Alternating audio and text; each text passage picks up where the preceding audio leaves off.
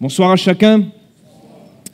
On se fait du bien dans les chants, dans la louange, et je le crois, on a raison de se faire du bien dans ces choses et dans le fait de louer le Seigneur, et nous allons encore avoir l'occasion de le faire tout à l'heure, mais ça m'a paru bon de pouvoir partager avec vous le message maintenant au cœur de ce culte, afin que cela aussi puisse être porteur dans le reste des temps et que ça puisse aussi être un tremplin pour l'adoration dans un instant. Et j'aimerais vous inviter à ouvrir vos Bibles avec moi dans l'Ancien Testament. Alors, je ne sais pas si vous avez eu la curiosité de regarder ce qui avait été prêché le week-end dernier dans l'Église et notamment sur le culte de dimanche, vu que vous n'êtes pas du culte de dimanche. Mais c'était toujours moi et j'ai pu apporter le message sur ce thème « Dieu prend soin de nous ». Est-ce que vous le croyez ? Est-ce que vous pouvez l'attester que Dieu prend soin de vous ?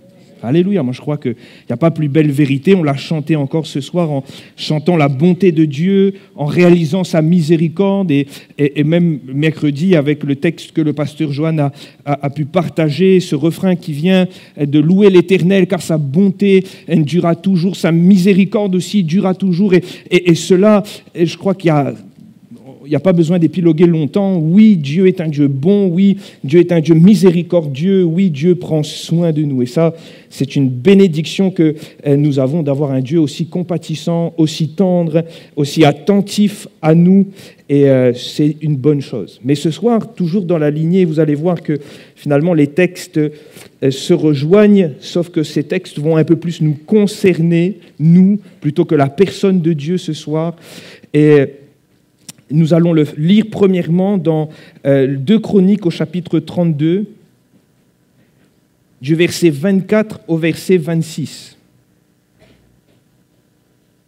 Pour ceux qui sont venus au temps de jeûne et prière, et petite parenthèse, je vous invite à venir au temps de jeûne et prière, vu que nous, on s'est fait du bien au travers de ce texte, et particulièrement dans un texte parallèle plutôt, et parlant de Ézéchias et de sa maladie, de son intercession et de sa prière.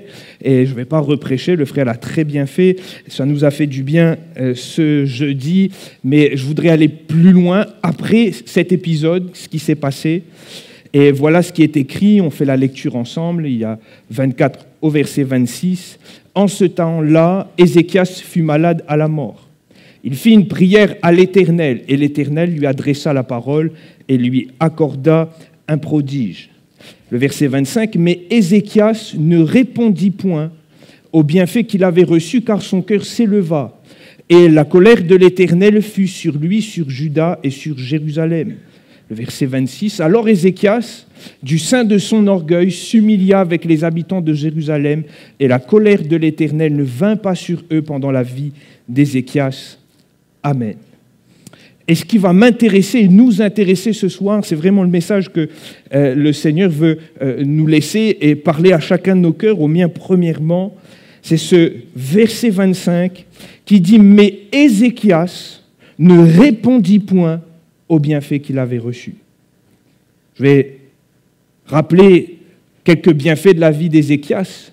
Cet homme avait choisi de suivre le Seigneur, de mettre Dieu à une place d'honneur dans son ministère, dans son rôle de roi et dans son service, et Dieu a béni ce serviteur. Il a été un roi qui a eu la puissance, qui a eu aussi la gloire, qui a eu quelques richesses, qui a été aussi victorieux au combat, même quand Sanchérib est venu intimider le peuple d'Israël. Ézéchias a été encouragé par le Seigneur s'est chargé de son combat. Et la Bible nous dit même quand il a été malade, et que non pas un médecin, mais le prophète de Dieu, et quel prophète ? Le prophète Ésaïe. Celui qui a écrit le livre d'Ésaïe dans l'Écriture. Le prophète Ésaïe vient en personne lui dire qu'il va mourir. La Bible nous dit que cet homme de Dieu se tourne vers le Seigneur, et c'est ce qu'avait partagé le frère jeudi, à prier avec tout son cœur. Dieu va entendre sa prière, et Dieu va dire à Ésaïe, retourne, et va dire à Ézéchias que cette maladie ne sera pas pour la mort et qu'il ajoute 15 années à sa vie. Quelle bénédiction, quelle grâce! Quelle action puissante! Et quand le Chronique résume en disant que Dieu lui a accordé un prodige, ça paraît si faible et si petit devant ce que le Seigneur a fait. Il l'a quand même arraché de la vallée de l'ombre de la mort. Alors que la mort était à la porte, Dieu a sauvé son serviteur. Mais Dieu, et moi je le crois que c'est Dieu qui est aussi à l'inspiration des Écritures et a inspiré l'auteur pour nous dire que Ézéchias ne répondit point au bienfait. Dans une autre traduction, parce que cela m'a interpellé, ça doit nous interpeller, il est écrit que Ézéchias ne fut pas reconnaissant du bienfait qu'il avait reçu. Il est écrit aussi que son cœur s'éleva, ou dans d'autres traductions, il se montra orgueilleux. Et comprenons, si vous lisez le texte, le livre des Chroniques résume beaucoup l'histoire d'Ézéchias. Mais ce qui va se passer, c'est qu'après avoir été guéri, Ézéchias, et comprenez, cet homme, il a bénéficié de la grâce du Seigneur, il est tout heureux, le royaume est florissant, la puissance est là, il y a le roi de Babylone qui vient, la Bible nous dit qu'il a été joyeux de recevoir le roi de Babylone. Il a dit, viens voir mon camarade, je vais te montrer les richesses, l'or où ça il est, les armes où ça il est, etc. Il va tout montrer au roi de Babylone. Et la parole de l'Éternel qui va retentir à nouveau pour Ézéchias va lui dire, tout ce que tu as montré au roi de Babylone, il va venir le prendre. Et c'est dans cette attitude de cœur que Dieu, et que la Bible nous dit que Ézéchias n'a pas su à ce moment être reconnaissant et rendre la gloire au Seigneur pour la bénédiction qu'il avait reçue. Et ce soir, c'est le cœur de ma réflexion et du partage que j'apporte. Avez-vous remarqué que Dieu est attentif à nos réponses quant aux bénédictions qu'il nous donne? Dieu a été attentif, le regard de Dieu s'est posé sur son serviteur richement béni, sur la façon dont il allait répondre de ses bénédictions. En aucun cas, le texte ne semble nous dire qu'il attendait quelque acte, quelque chose, mais il attendait simplement un cœur qui soit dans la reconnaissance et l'action de grâce. Il attendait un cœur qui s'humilie parce que face et en opposition à l'orgueil, et comprenez que là, l'orgueil, ce n'est pas la puissance et la gloire, mais c'est d'avoir volé comme au Seigneur la gloire, d'avoir oublié et d'avoir mis les projecteurs sur lui plutôt que sur le Dieu qui l'a enrichi, le Dieu qui lui a ajouté des années et le Dieu qui lui a donné la vie. Mais Dieu, son regard a été attentif sur la réponse d'Ézéchias. Mon frère, ma sœur, chers amis, sais-tu que le Seigneur est attentif à la façon dont tu réponds aux bénédictions? On l'a dit, je l'ai dit en introduction avant même d'ouvrir la Bible. Et on était tous d'accord pour dire « Ah oui, le Seigneur, il bénit à moins. Ah oui, les bontés du Seigneur se renouvellent. » On a tous été d'accord pour le dire. Mais je pose la question suite à ça. Comment réponds-tu à cette bénédiction? Parce que le regard du Seigneur se pose et est attentif à la façon dont nous répondons à sa bénédiction. Nous allons réouvrir la Bible maintenant dans un autre texte. J'ai volontairement fait 2 lectures, un qui se situe dans l'Ancien Testament, dans la vie de ce roi Ézéchias, mais un qui se trouve dans le Nouveau Testament et l'Évangile de Luc, au chapitre 17, à partir du verset 11.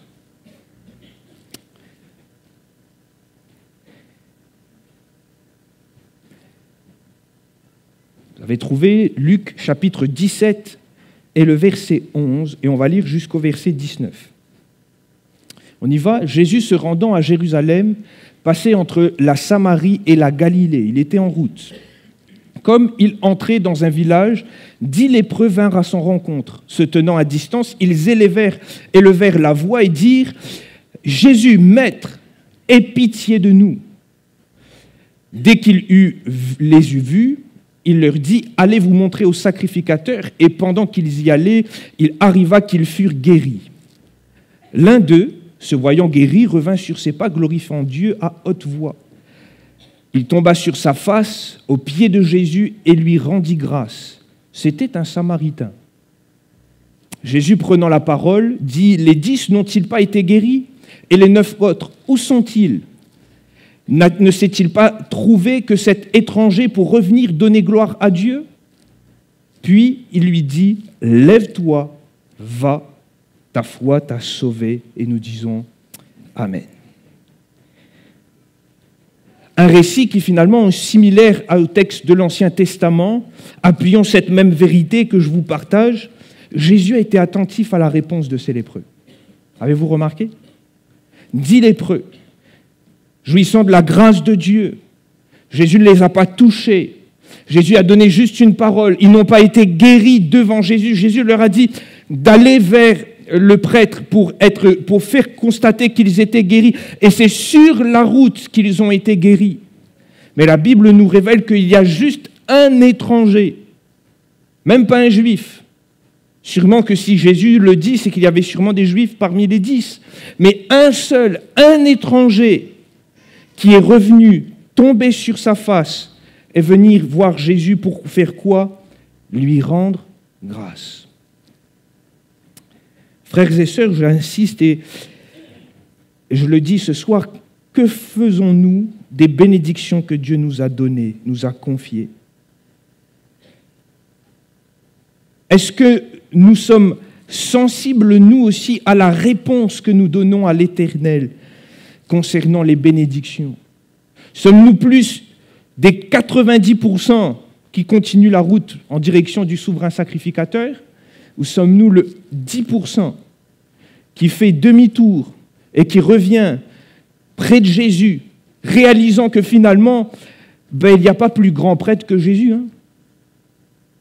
C'est incroyable, hein, ce Samaritain qui n'était pas juif, il avait réalisé quelque chose de puissant. Alors que tout le monde se dirigeait vers l'autorité juive, il a réalisé quelque chose de tout simple.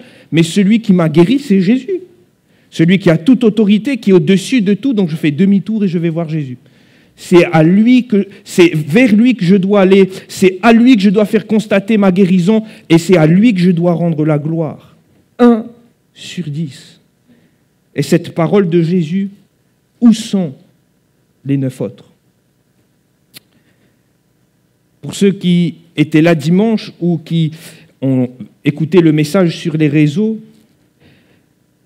j'avais cité aussi ce texte dans l'Ancien Testament, celui du Deutéronome au chapitre 32, où Moïse nous parle de Dieu qui a soin du peuple d'Israël, de Dieu qui prend soin de son peuple, de Dieu qui s'est engagé à le faire. Et vous savez, c'est quoi la réponse du peuple d'Israël? On s'était arrêté dimanche au verset 14 du chapitre 32, mais le verset 15 et 16 nous dit « Israël est devenu gras et il a regimbé. Tu es devenu gras, épais et replé, et il a abandonné Dieu son Créateur. Il a méprisé le rocher de son salut. Ils ont excité sa jalousie par des dieux étrangers. Ils l'ont irrité par des abominations. » Et Dieu, encore une fois, après avoir exercé tout le soin vis-à-vis d'Israël, après avoir béni ce peuple, après avoir richement donné, pourvu, Dieu s'intéresse à la réponse du peuple d'Israël et Dieu met en exergue cela. Vous n'avez pas répondu favorablement. Vous n'avez pas été un peuple qui était reconnaissant. Vous avez regimbé. Vous vous êtes rebellés contre moi. Vous vous êtes tournés vers les dieux étrangers. Et comprenez quelque chose, ça paraît si simple de dire cela, mais notre Dieu dont les bontés se renouvellent, dont la miséricorde dure à toujours, nous bénit pas dans le but que nous nous éloignions de lui, mais dans le but que nous nous rapprochons de lui. Jésus n'avait pas béni ces 10 lépreux pour qu'ils s'en aillent et pour plus les revoir, mais il s'attendait à ce que les lépreux reviennent, constatant eux-mêmes la guérison. Mais la Bible nous dit qu'il ne s'est pas trouvé 10 lépreux pour le faire. Mon frère, ma sœur, je le dis de la même façon, Dieu te bénit. Et ça, moi, je le crois, il le fait, il te guérit, il bénit ta famille, il t'a donné peut-être quelque chose que tu attendais depuis des années. Le Seigneur t'a richement béni.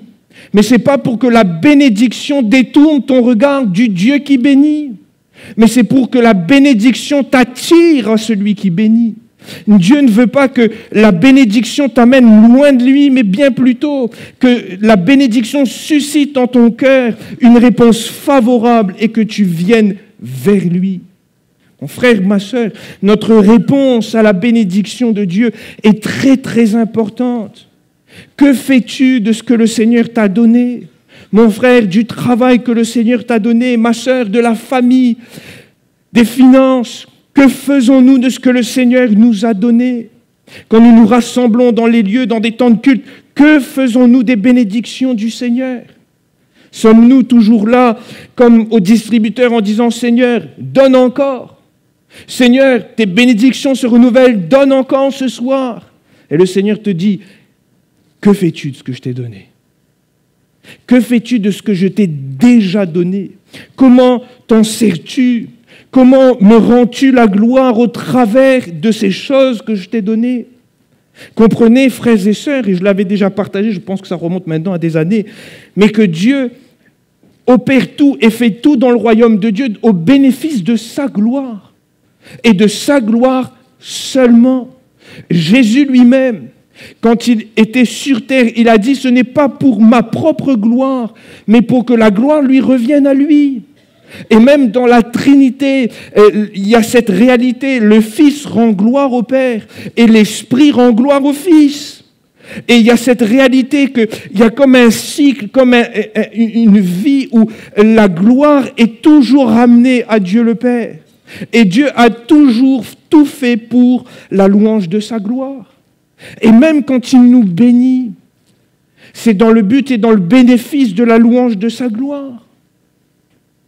Excusez-moi de le dire ainsi, mais ce n'est pas pour que nous nous enrichissons ou que nous devenons gras comme Israël. Comprenons bien l'exemple, hein. Même pas besoin de le dire en créole. Dans Deutéronome 32,15, quand Moïse dit « Israël est devenu gras », on a compris l'image. On a compris l'image d'un peuple qui s'est engraissé des bénédictions, mais qui n'a pas su rendre la gloire au Seigneur. Frères et sœurs, je voudrais aller encore un peu plus loin pour nous amener à réaliser combien notre réponse est importante. Si tu peux afficher le tableau, s'il te plaît. Je ne sais pas si c'est bien lisible sur l'écran, mais je vous ai découpé l'histoire des 10 lépreux. Il y a les 10 lépreux qui vont venir à Jésus. Et il y a un seul qui va revenir sur ses pas. Les 10 se tiennent à distance. Un seul va se placer à la fin aux pieds de Jésus. Les 10 vont élever la voix avec cette même parole, littéralement, « Fais-nous grâce ». Un seul va rendre grâce au Seigneur. Les 10 vont entendre Jésus leur dire « Allez vers le souverain sacrificateur ». Un seul va entendre Jésus lui parler d'une façon personnelle en lui disant « Lève-toi, va ». Les 10 furent guéris, un seul fut sauvé. Et pourquoi je fais cela? Pour comprendre qu'il y a une réalité. La réponse qu'a eue le lépreux, le Samaritain, a ouvert pour lui d'autres bénédictions de la présence de Dieu. Il n'a pas juste été guéri dans cette histoire. Il a été au pied de Jésus dans sa présence, lui un Samaritain, un lépreux. Il a entendu Jésus lui parler personnellement. Et bien plus que la guérison, il a entendu « Va, ta foi t'a sauvé ». Les 10 ont eu la foi pour être guéris. Un seul a eu la foi pour être sauvé.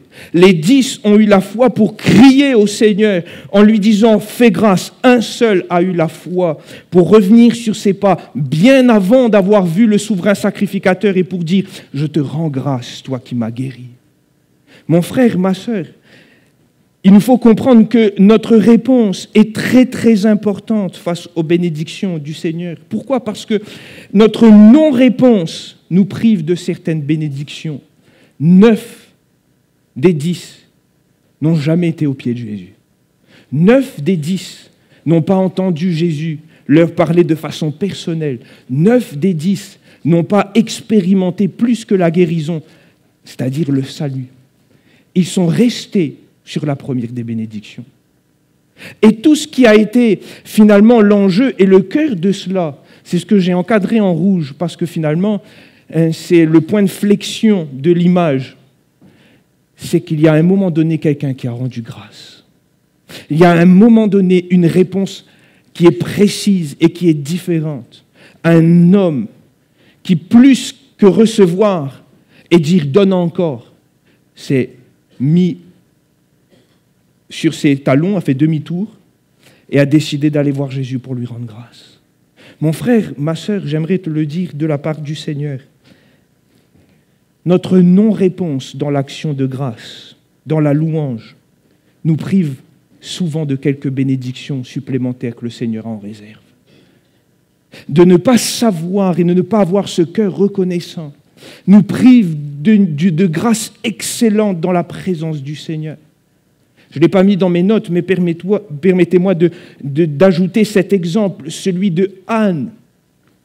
Des années à prier pour Samuel. Elle a un fils. Elle s'était engagée par un vœu de le donner, de le confier pour le service. C'est ce qu'elle va faire. Et quand elle dépose Samuel, elle fait comme ça. C'est fini. Elle fait ça. Ce n'est pas écrit ça dans les Écritures. C'est écrit que chaque année, Anne a décidé de se dire, mais comment je vais faire pour prendre soin de cette bénédiction? Comment je vais faire? Chaque année, elle préparait un vêtement. Et quand son mari montait pour faire le sacrifice, elle amenait un vêtement pour Samuel. Chaque année, la Bible ne nous dit pas combien de temps Anne s'est attelée à le faire, combien de temps Anne a pris soin de la bénédiction du Seigneur. Mais ce que la Bible nous dit, c'est qu'à un moment donné, le prophète va lui dire que le Seigneur te bénira et te rendra le fils que tu as donné. Elle a prié pour un fils, elle va avoir 5 enfants en plus. Alléluia. Vous imaginez seulement pourquoi? Parce que Anne a pris soin de ce que le Seigneur lui avait donné. Mon frère, ma sœur, je le dis de la part du Seigneur, qu'as-tu fait des bénédictions que le Seigneur t'a données? Qu'as-tu fait de toutes ces grâces que le Seigneur t'a déjà données? Je l'ai dit et je le répète, ces bontés se renouvellent chaque matin. Ce serait difficile ce soir de pouvoir compter tout ce que le Seigneur a fait dans ta propre vie. Dans ma propre vie, j'aurais du mal à le faire dans le temps d'une réunion, tellement le Seigneur a toujours été là. Il a toujours été un secours. Mais la question et la réflexion de ce soir, c'est que Dieu est attentif à ma réponse. Qu'est-ce que je fais de la bénédiction que le Seigneur me donne?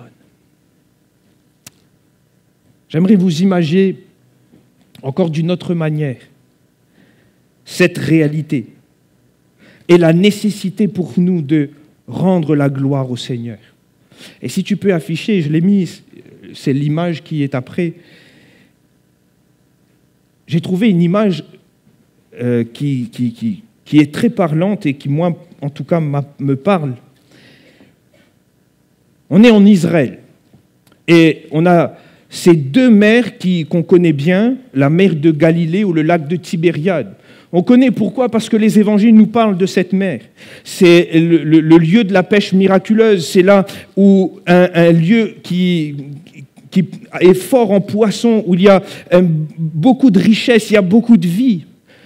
Même si on avait le temps d'aller regarder les photos des rivages, c'est un endroit verdoyant, c'est un lieu vraiment agréable, un lieu vert, un lieu beau, un lieu de vie. Et plus bas, toujours en Israël, on a cette autre réalité, c'est la mer Morte, qui est tout en bas, au sud.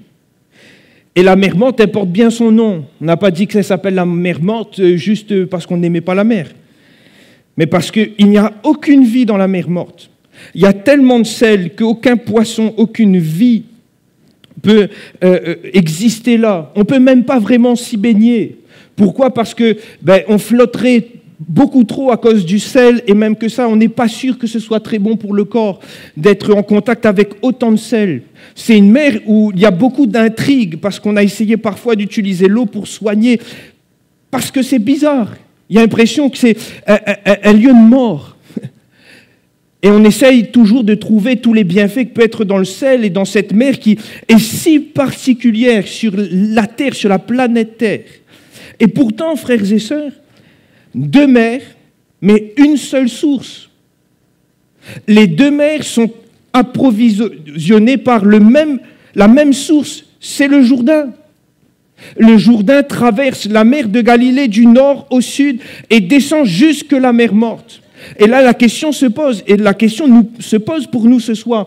Comment ça se fait que 2 mers qui ont la même source soient pourtant deux lieux totalement opposés, un lieu de vie et un lieu de mort. Comment de la même source peut jaillir deux sources, la mer de Galilée et la mer morte, complètement opposées? Alors je vais vous donner la réponse. Parce que une mer, celle de Galilée, je l'ai dit, le Jourdain il traverse du nord au sud. Il y a une entrée d'eau, mais il y a une sortie d'eau. Et concernant la mer morte, toute l'eau du Jourdain descend dans la mer morte, mais il n'y a pas d'affluent. Tout l'eau reste là. Et la mer ne se dégorge pas de son sel. Et pourquoi je vous donne cela? Parce que c'est une belle image finalement de ce que je suis en train de partager avec vous ce soir. On peut être béni, comme si finalement les fleuves du Seigneur sont sur nous. Ah, ça coule, Seigneur, il bénit, il bénit, il bénit, il bénit, il bénit. Mais si nous sommes comme la mer morte, c'est-à-dire qu'on ne fait que recevoir, mais que jamais on ne rend, jamais on donne, jamais on a d'affluent, jamais on partage cette bénédiction, ben on finit comme la mer morte, il n'y a plus de vie. Et on devient même aigri des bénédictions qu'on n'a pas reçues. Par contre, si nous sommes comme la mer de Galilée, qui reçoit, mais qui donne autant qu'elle reçoit, c'est un lieu de vie, c'est un lieu fertile, c'est un lieu de grande richesse, c'est un lieu verdoyant. Pourquoi? Parce qu'il reçoit la bénédiction, mais qu'il sait aussi la rendre. Mon frère, ma sœur, je le pose ainsi, telle est l'image. Sommes-nous plus comme la mer de Galilée ou le lac de Tibériade, ou plus comme la mer morte? Ce soir, dans quel état te trouves-tu?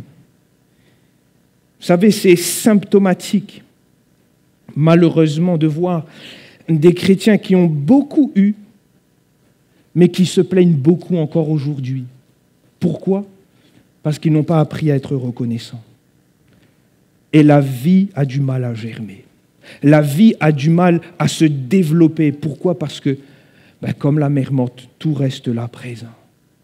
Rappelez-vous, le texte que j'ai lu tout à l'heure, ça fait penser à ça, le peuple d'Israël. Ils sont devenus gras. Pourquoi? Parce qu'ils se sont nourris des bénédictions, ils n'ont jamais rendu grâce. Il y a un psaume, un fameux psaume dans l'Écriture, qui, à chaque fois, le psaume s'ouvre en demandant « Qui trouvera-t-on pour rendre gloire à Dieu ?» Et dans tout le psaume, retraçant l'histoire d'Israël, il y a ce refrain qui revient « Ils ont oublié le Seigneur.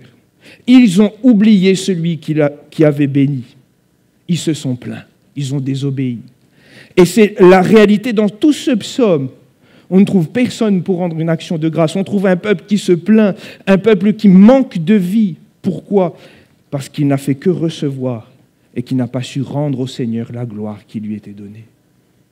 Frères et sœurs, je le redis, Dieu est attentif à notre réponse à ses bénédictions. Sûrement ce soir, le Seigneur t'a richement béni. Peut-être tu vis des choses difficiles. Peut-être tu vis des choses compliquées, terribles dans ta vie. Mais je suis sûr et certain qu'il existe au moins un sujet pour lequel tu peux rendre grâce au Seigneur. Je suis sûr d'une chose, c'est que ne serait-ce... Tout à l'heure, on va prendre le repas du Seigneur, et si tu participes à la table, cela signifie aussi qu'un jour tu t'es engagé avec le Seigneur, et ça veut dire que tu as compris que le Seigneur avait donné sa vie pour toi. Et même si tu passes par la vallée de l'ombre de la mort, il y a cette même réalité, le salut, il est toujours en Jésus-Christ. Si ton nom est inscrit dans le livre de vie, ce n'est pas la vallée, ce n'est pas le trouble, ce n'est pas la tempête qui enlève ou qui efface ton nom du livre de vie. Et il y aura toujours un sujet pour louer le Seigneur, toujours un sujet d'action de grâce. Et c'est pourquoi ce soir, moi je le dis de la part du Seigneur, je le dis même pour ma propre vie, soyons reconnaissants. Je bénis le Seigneur parce qu'en introduction, le pasteur Frédéric a lu ce texte qui fait partie des écrits de l'apôtre Paul, qui lui aussi, dans toute sa théologie, a compris combien, au cœur de tout, il fallait rendre grâce au Seigneur. Et il s'est appuyé dans, ne serait-ce l'épître aux Colossiens, il y a presque 6 itérations où l'apôtre Paul invite et demande au peuple de pouvoir être un peuple reconnaissant. Il va dire abonder en actions de grâce. Il va dire rendez sans cesse des actions de grâce. Persévérez dans la prière. Veillez-y avec action de grâce. Et le temps me manquerait pour citer tout ce qu'il a pu dire aux Colossiens, où l'action de grâce, le fait d'être reconnaissant est au cœur de la lettre. Il y a ce texte que Frédéric a pu citer en introduction comme un ordre de l'apôtre Paul aux Thessaloniciens, où l'apôtre va dire d'être reconnaissant, c'est ce que Dieu attend de vous. Et frères et sœurs, moi je le crois profondément, le Seigneur est attentif à la façon dont on va répondre à ses bénédictions. Le Seigneur est un Dieu bon, ses bénédictions se renouvellent. Je l'ai dit, ça n'arrêtera pas le renouvellement des bénédictions du Seigneur. Mais nous nous privons d'un trésor quand nous n'arrivons plus à être reconnaissants. Nous nous privons d'un trésor quand dans notre vie d'intimité et de prière, nous n'arrivons plus à regarder au Seigneur et lui dire merci. Nous nous privons d'une richesse de bénédiction quand nous nous approchons du Seigneur seulement avec notre carnet de commandes et non pas avec plutôt un carnet de remerciements au Seigneur. Et c'est triste de voir que malheureusement, c'est difficile à le faire. Je vais terminer dans quelques instants. Et j'aimerais juste noter avec vous, sans faire les lectures parce que ce serait trop long, et remarquer avec vous que dans la vie même de Jésus, l'action de grâce était présente. Je vais même dire quelque chose, c'est que souvent, l'action de grâce précédait une action puissante du Seigneur. Le jour de la multiplication des pains, il a pris les pains. Et l'évangile de Matthieu nous dit qu'il a rendu grâce. Il va rompre les pains et nourrir une foule. Le jour qu'il va rencontrer les disciples sur le chemin d'Emmaüs, il va entrer dans la maison, il va rompre les pains, il va rendre grâce. La Bible nous dit que les yeux des disciples vont s'ouvrir sur Jésus-Christ. Devant le tombeau de Lazare, Jésus, avant de dire « Lazare, sort », il a dit « Je te rends grâce, Père, de ce que tu m'exorces toujours ». Et je pourrais continuer ainsi plusieurs exemples pour montrer que dans la vie de Jésus, lui le Fils de Dieu, lui qui est pourtant dans une étroite relation avec le Père, nous a aussi montré le chemin, la voie à suivre. Et il a pu expérimenter lui-même dans son ministère toute la puissance de Dieu et la richesse de sa bénédiction dans une vie de reconnaissance. Et même au terme de sa vie, il n'a pas tiré le projecteur vers lui, pourtant, qui est l'acteur principal sur la croix. Quand il rend l'esprit à la fin, il va dire « Père, je te rends mon esprit ». Il rend toute la gloire au Seigneur. C'est comme si, à la fin de sa vie, il rend les clés au Père en disant « C'est bon, j'ai accompli ma tâche. J'ai simplement fait ce que tu m'as demandé. Tu reprends les clés, c'est toi le Seigneur. » Et dans cette vie de soumission, d'humilité, dans cette vie de reconnaissance, Jésus nous a aussi montré tout le chemin de puissance qui était présent là-dedans, où Dieu agissait, où les bénédictions de Dieu étaient là, seulement parce que un homme savait être reconnaissant du Père Tout-Puissant qui agissait dans les cieux. Mon frère, ma sœur, Dieu est attentif à notre réponse, à sa bénédiction. C'est terrible de lire que Ézéchias ne répondit point. Et peut-être il y a de ceux ce soir qui n'ont pas encore répondu aux bénédictions du Seigneur. Peut-être il y a de ceux ce soir qui se sont interpellés par le message, parce qu'ils se trouvent plutôt dans les 9 lépreux plutôt qu'en celui qui est au pied de Jésus. Mais j'aimerais te dire que la bonté de l'Éternel dure à toujours. Sa miséricorde dure aussi à toujours.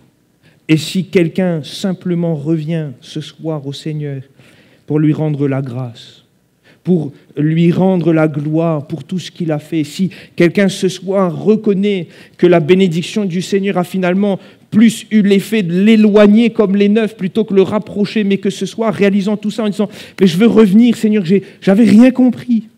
Je veux te rendre la gloire comme Ézéchias l'a fait. Regardez, il s'est humilié. » Et qu'est-ce que l'Éternel va lui dire ? « Fini pour, hein ?»